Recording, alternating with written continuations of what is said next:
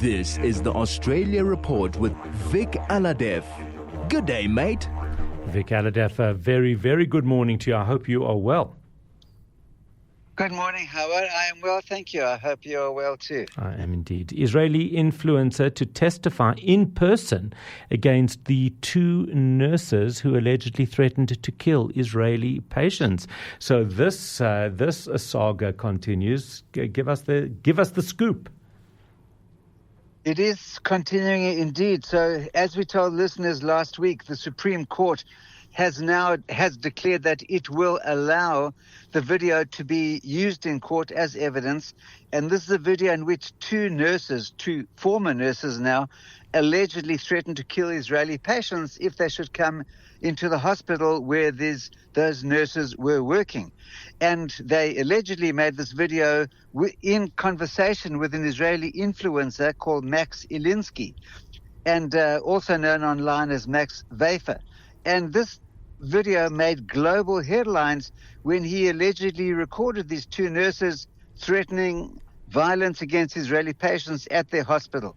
And in the video, one of the nurses allegedly suggested he had sent Israeli patients to hell, quote unquote, while the other nurse allegedly claimed that she would kill Israelis rather than treat them. And now, just 2 days ago, Max Ilinsky, the Israeli influencer, has announced that he will be traveling to Sydney to give evidence at the criminal trial of these two nurses, which is due to begin on August 31, so that's just end of 2 weeks away. And he released a video on social media, where else, in which he said he would be, quote, flying across the world to walk into an Australian courtroom and testify as a witness for the prosecution. Quote, millions of people saw the video. I have officially been called to Australia to testify in person. I'll be there for almost a full week. The Australian authorities are covering my flights, hotels, meals, police transport, and police presence in the court. And I'm grateful for that. And then he goes on to say that notwithstanding the police escort, he is concerned about his safety. He's asking the Jewish community for help. I'm going to be honest with you, he wrote, I'm still worried about my safety. I've received many threats over the year because of my public work. People know my face, know my name.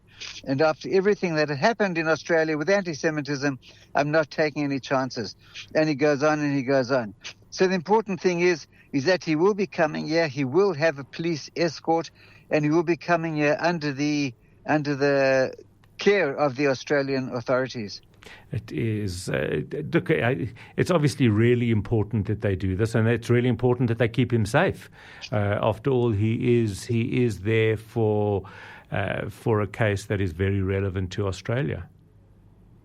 Exactly right. So, and it's and kol hakavod to him for being willing to come to the other side of the world and to testify. What happens to these nurses, presuming they are found guilty, which they are? I mean, there's not. We've all seen it. We all heard the comments. I don't know what they're guilty of, whether it's hate speech or whether. I don't believe necessarily that they would kill Israeli patients. Maybe it was bravado, but it doesn't matter. There's undoubtedly hate speech there, encouraging others maybe to do the same. What can they be found guilty of? Well, I haven't seen the exact wording of the case against them, but I do know that it relates to using a carriage service for ill intent and making such threats. I believe that is in the nature of what they are being charged with.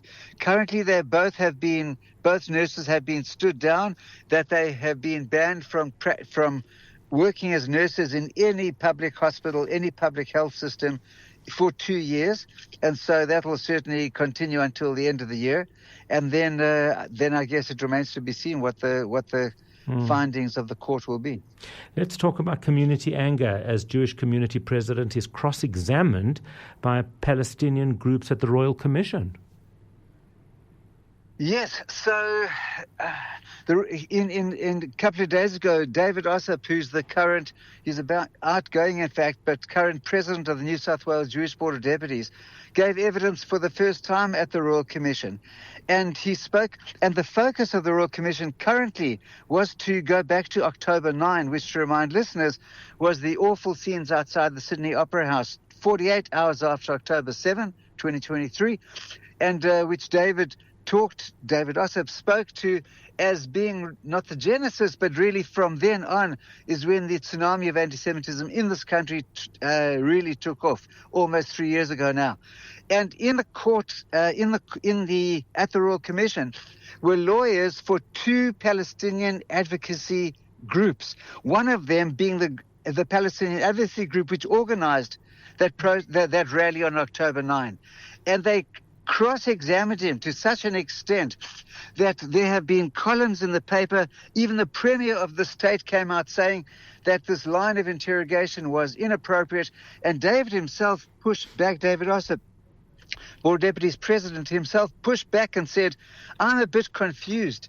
This is a Royal Commission into Anti-Semitism. Why am I being asked about the minutiae, was his word, of when military actions took place in Israel on the other side of the world?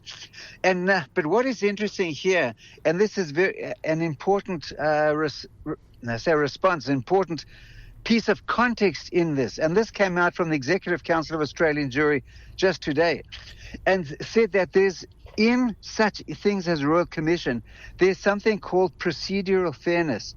And the point that they've made is a very important point. And what they have said is that when the Commissioner gives her findings, which is due to happen on December 14, in other words, exactly 12 months after Bondi happened, when she gives her findings, if she's going to point to the October 9 rally, and David has cited that as a problem, if the Commission, has not given space to the Palestinian people who organized that to put their own view of the world now, they could say that they could challenge the entire finding and say that it is not valid. So what she is doing is engaging in quote-unquote procedural fairness. In other words, letting the Palestinian lawyers challenge whatever it is that the Board of Deputies are saying about what happened that night, so that the Commissioner can say, I have given the other side ample opportunity to challenge, to question, to ask whatever questions they want to ask, so that when she comes down with her findings, procedural fairness has taken place. It's an important point. It's not a point, I dare say, which many members of our community have latched onto or realized, but it is an important point nevertheless, which puts some context around why these lawyers were free, had the license to cross-examine the Board of Deputies President as vigorously as they did. Absolutely unbelievable how these things are playing out. But that is where we do need to leave it. Vic Alhadeff, thank you as always. Vic brings us the Australia Report every Tuesday at this time.